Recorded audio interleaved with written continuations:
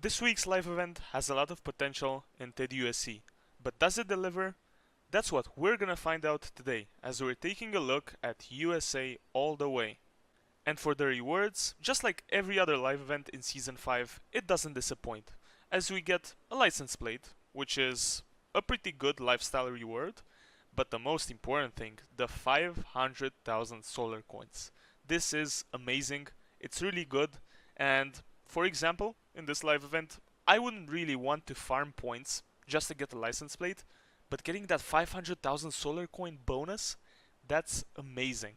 So once again, like every week, they've done a fantastic job with the rewards.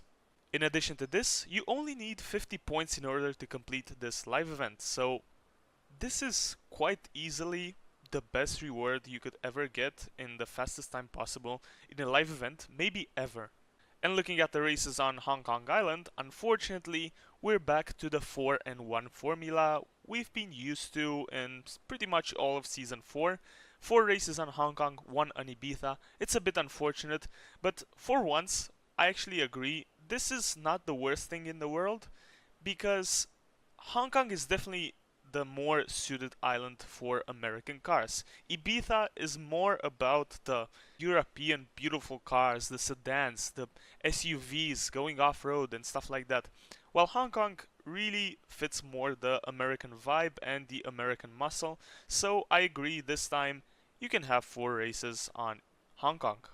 And looking at the races, we have Euro Dance, which is a normal 100% asphalt race either for the Ford GT or the Dodge Viper, and it's for stock cars. This is really nice. One thing that isn't that nice is that the Ford GT is probably gonna smash the Viper with the times. It's definitely the faster car, and if they're stock and not the same PR, I hardly doubt the Viper will set competitive times, but maybe it's just my mistake, and maybe that's not gonna be the case. Next up we have Wild Road, which is a 2-lap race for a supercar, which is either a Chevrolet or a Dodge and max 700 PR. I think this might be one interesting race, and it's definitely one I'm gonna do today. Next up we have Under the Blue Sky, which is a normal 100% asphalt race, once again either for the GT350R or the Shelby GT500, both of them stock. Once again, this might be quite a competitive race. I expect to have quite a lot of fun in this race, and that straight at the end really feels very muscly, if I can say that. And the 4th race on Hong Kong is No Barriers, which is once again a normal race either for the Corvette C1 or the Mustang and max 350 PR. I think this is gonna be probably my favorite race today because I love the original Mustang and I can't wait for this race. Man, this is gonna be a really exciting one. And I'm gonna drive a car today that I've barely driven this whole game. I mean, look at this. I have 13 kilometers, and what better race to drive the Chevrolet Camaro than in a live event, in an American live event, right? So I'm really excited. I love live events in which I can suddenly drive a car I haven't driven in like forever. And the other option was the C8, which we can definitely see here. Yeah, I could have driven that, but I'm pretty sure I've driven it recently in a live event. Not that long ago, I think a few weeks ago. So yeah, why not? Why not change it? And this is what I love about TDU a lot. You can suddenly drive a car you haven't driven so long. I mean, these live events, I think these live events are fantastic, honestly. Most of them, sometimes they manage to screw up, but I think this is gonna be a really good live event. American muscle cars never disappoint in my opinion, and they're a necessity in any racing game. And man, I just love these cars. I just love these cars, and I'm so happy that I can drive one. I'm not necessarily a big fan of the Camaro. I'm really not. Out of the American muscle cars, I think the Charger for me is my favorite. As we take that first place, I'm so happy. And he's gonna take it back. He's not. He's gonna brake early because he's on the inside. I brake late, and I keep the position. And yeah, I think the Charger, the Dodge Charger, is my favorite. Unfortunately, it's not in the game. For sure, had it been in the game, I would have driven that car because it was any Chevrolet or any Dodge, and man, the Dodge Charger is. I just think the styling is amazing. I think it's the good combination of the 5.7 or the I guess the 6.4 or the supercharger, whatever you want to have of the Challenger as well. But I think the styling on the Charger is just perfect. I'm not the biggest fan of the Challenger look. It's nice and it's unique, but I think the Charger is just a better Mustang. I know, probably a controversial take, but I'm a fan of it. So I'm not a fan of the Camaro, but wow, I'm so happy that I can drive it, right? Because it's a car I've pretty much never driven in the game, like 13 kilometers before this race. And yeah, to start off, it was a pretty quick race, but it was a fun one. The AI was definitely competitive. That Viper gave me a run for my money, and very enjoyable. What can I say? What else can I say? About competitiveness, the Viper might just be the best car in this race. And maybe I should take back my words. Maybe that Ford GT Viper race might be more competitive. I don't know. I can't say because I don't have those cars, so I'm not gonna do that live event. But maybe I'm wrong, and maybe the Viper is as competitive as the Ford GT, maybe even more. Who knows? So maybe I talked some nonsense, and yeah. But I expect the Viper to dominate this race. Maybe even the C7. I could see the C7 ZR1, the Corvette, dominate this race. It's definitely better than the C8 because we only have the normal C8, but we have the performance C7 in the game. So that might also be a contender. The Camaro is definitely not one. It's not that fast of a car, but it's a fun one to drive. And even though I'm not a big fan, pretty nice race, and I enjoyed it. So we get the 10 points. We get the usual 6000 XP. Nothing too exciting here, and we also get the usual 22,000. Fantastic first race. Let's move on to the next one. Okay, and next up we have the Mustang race, and it looks like the more competitive car in this is definitely the GT350R, which I fortunately have, and it's definitely not the older GT500 because we have an older version of the GT500. And yeah, this car has more PR than it. It's the faster car, and it's a stock race, so you can't tune that car and maybe be very competitive. Um, but yeah, once again, another car which I love, and I haven't driven in quite some time, although I have way more kilometers than the Camaro, because I like Mustangs. I'm a Mustang fan. Maybe not as big as a Charger fan, but I'm definitely a Mustang fan, and I love Mustangs. I think they're great. And I have to shut up a bit.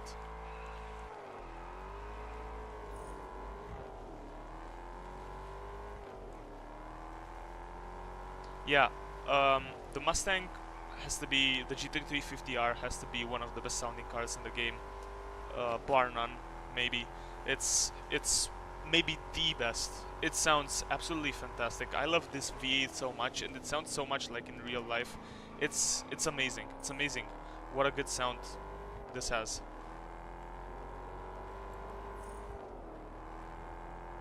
Man, it's so good. So good. I love this, honestly. I really do. This sounds wow. Wow, this sounds so good. Yeah, I love the GT350, the 350R. That's why I have like over 100 kilometers in this. Not that much, honestly. There's definitely cars I've driven way more. But yeah, I think it's a car that once in a while you should definitely get out on the road and drive because it's really good to drive.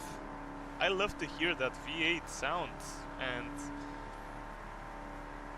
yeah, it's beautiful.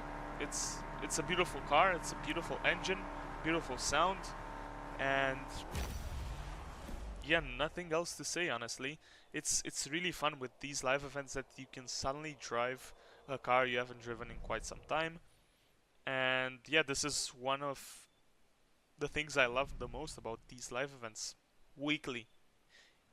And they make you tune in and play this game even if you, for example, I don't know, haven't played this game in quite some time. I've been a bit away. I had a small few day break, and yeah, now being back, I'm happy to play this game again and see that I can drive some unique cars. So yeah, anyway, not the most competitive race. AI wasn't as good as the last race, definitely, but it was still a pretty fun race and a nice layout. I'm gonna say it. So yeah, again, thumbs up from me. We get that first place, another 10 points, 6000 XP, and this just shows you how easy it is to complete this live event. It's man, it's amazing. It's amazing that you can get 500,000 solar coins in such quick timing. So such a quick time frame. Forgive me. So yeah, it's really good. And the 22,000. And now let's move on to the Mustang race because not this is not the real Mustang I want to drive. It's the other one. Okay, and finally the beautiful Ford Mustang. And obviously with the Miami Harris livery, that's a given, right? And I think the max 350 PR restriction is quite good because you don't have to upgrade your cars a lot in order to be competitive. And also I think the car choice is amazing. Both the Corvette, the C1, and the Mustang are competitive, and I think it's gonna be close between them. And here I'm gonna smash these guys because they're way slower in medium speed and low speed corners. This is a medium speed, but yeah. And man, this Mustang, this is I think a 69, not sure, but it's a lovely car to drive. Unfortunately, AI is not as competitive as I would have liked, but generally these races with the slower cars, it's easy to beat the AI, unless it's like a stock race. Yeah, you're probably gonna beat them. But yeah. By the way, you may wonder why I'm not doing the race on Ibiza. Is because I can't do the race on Ibiza. I don't even remember what the car is, the one you can drive on Ibiza, but I can't drive it, so unfortunately I'm not gonna do it today. It's a bummer, but I'm not gonna spend like I don't know how many million solar coins you need for that specific car. I think it's the Ford GT. No, actually, excuse me, it's the AC427, I think, or the Cobra Daytona. Yeah, both of those cars are pretty expensive, and I'm not a fan in particular of these two cars, so yeah, nothing I can do there. But once again, as I said at the beginning of the video, I think it's fine. I think the American muscle really fits Hong Kong very well, and it's fine that there's 4 races on Hong Kong and 1 on Ibiza. And overall, what can I say? It's a solid live event. The AI is not great. 2 races out of the 3 I did, they weren't as competitive, but they were still pretty close. I mean, 6 seconds is not that far away. Had I made a mistake, maybe they would have catched up to me. But apart from the AI, this is a solid live event. It's good. It's really good, and it's pretty quick. So it combines the world of 2 types of people: the ones who want to get it done as quick as possible, but also the ones who want to enjoy it. I think it's good. Around 2 to 3 minutes, all of the races, the ones I did at least.